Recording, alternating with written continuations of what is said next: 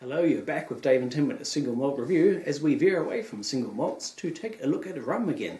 Wonderful world of rum here, in particular this rather exquisite tasting set from Plantation, a French independent bottler and in fact blender and maturer of world rums. Yes, indeed. Often here on the channel I will say rum time and you will go unsubscribe time, but never has it been more rum time than this rum time. This is going to be something truly, truly fantastic. So I do recommend you stick around for this one. This is the Plantation Rums box set, and it is one of the most pristinely presented tasting sets I think I have ever seen.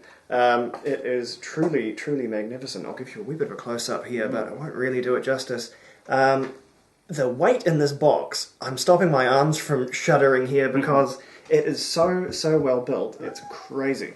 But what it is this lovely wee library of, not everything by a long shot, but more than the basics, you'd have to say, of what Plantation bottle, and it is exceptionally well presented. I'm really, really chuffed with it. So what we are going to do is taste our way through by way of a series. We'll give you the first one today, and you'll just have to wait for the rest. But taste our way through what they've got here, and I'm so excited because there is stuff here from Plantation that I have always known about, but we have never been able to get down here in New Zealand. The pickings are slim for rums down here, so we will see what they're going to give us. And we're going to jump straight in.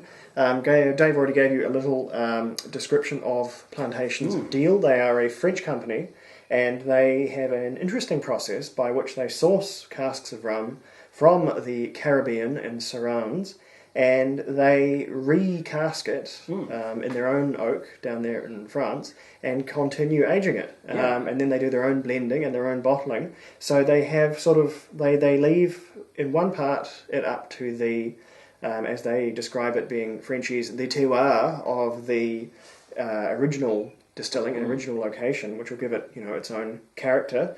And then they have control over it, and they exert that control by recasking and doing a second maturation, of which they can sort of oversee. So it all starts its life in ex-bourbon casks in its country or region of origin, and then revatted into French oak and finishes its aging in France. Some of these are from a single distiller or a single country, others are blends.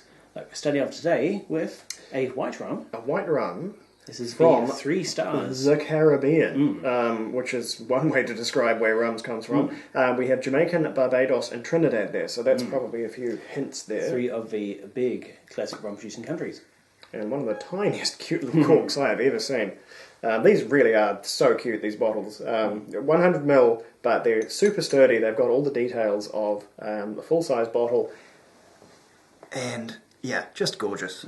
Gorgeous presentation. Right, so we're at a curious 41.2% ABV here. This is one of these curious, if I'm right anyway, one of these curious white rums where it is actually aged for a few years, but then the colouring is stripped out by way of filtration. So you get this sort of clear or sort of slightly off clear, slightly beige looking thing that you expect to taste and smell just like a genuine white rum, silver rum. Despite the blending and additional maturation taking place in France, it is still nonetheless a product of the Caribbean, according to the EU standard labelling there.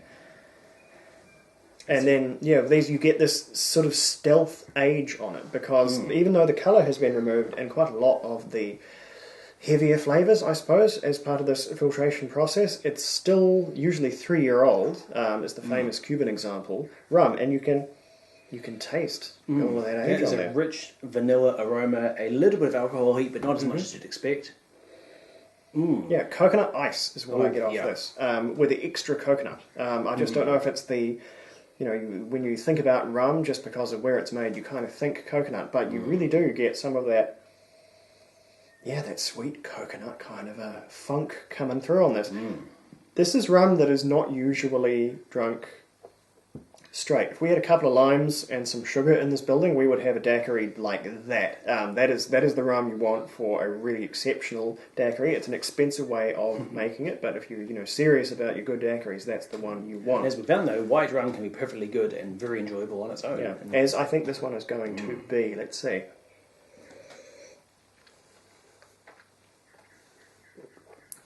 Oh, that's quite weird. That is smooth, it is coconutty. It's not super sweet. There is sweetness there, but That's got a tang I wasn't expecting at all. There's not a whole lot of fruit in the nose. Yeah. The nose is quite vanilla and quite sweet, but there's almost a citrus tang. Interesting. That could be maybe the French oak is imparting unique characters there. There's a little bit of a bourbon cask influence, and a lot of that vanilla, but I'm getting hints of There is a weirdly fruity quality to that. Here's Isla coming back to jump up. No, she isn't. She's here to just meow at the camera. That's quite weird. This is, though it's a similar style. No, she is. Keeping us guessing. Hello, Isla. I don't know where Mingus is today. Slacking on the job is what's going on. But at least we've got someone filling in, don't we? This one, very different from your typical white rums. This one, I think it is that fruit, and I don't know if that means it was more mature when they stripped the colour out and filtered it, or where that came from. Well, it's had 2 rounds of maturation before that happened, so there could be some considerable age in here. So yeah, I'm really not quite sure what I've got here, but it's very intriguing. We could probably narrow down the likely contenders for distilleries. After all, Jamaica, Barbados, Trinidad, there's only a finite number of rum producers on those islands. We haven't had a whole lot of white rums, but this is by far one of the best and most drinkable. Isla thinks Isla is completely uninterested. Never mind. There's a dynamism in this one, which is going to make it harder to score than I thought it was. But for me, and this is a rum score, keep in mind, don't be comparing this to whiskey scores over here, or indeed bourbon ones. But this is 87 from me. I think... No, I'll tell you what I think later. Your score first, then we get what I think. I'm beguiled and impressed. As I say, we've tried fairly few white rums on channel. I had a few in my own time, off camera. But this is just leaps and bounds ahead of some of them.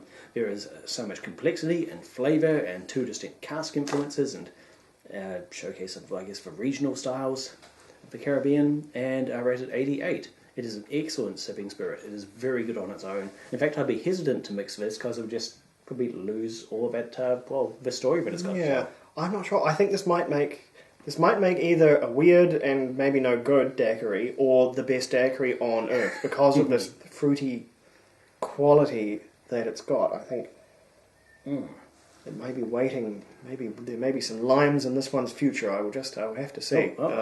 Despite what I said about not wanting to mix it, I'd still gladly try it. Thankfully, it's lime season down here in the Southern Hemisphere, so we can actually afford limes. The lime apocalypse of $4 American limes is not on us. But at any rate, here is we're getting in at the pale end here, and it's going to get way, way more exciting as we go along. So stick with us, and the eternal rum, the never-ending rum time, the ultimate unsubscribe will continue, whether you like it or not. So, plenty more whiskies and other exciting spirits. Oh yes, right around the corner. But for now, rum, only rum.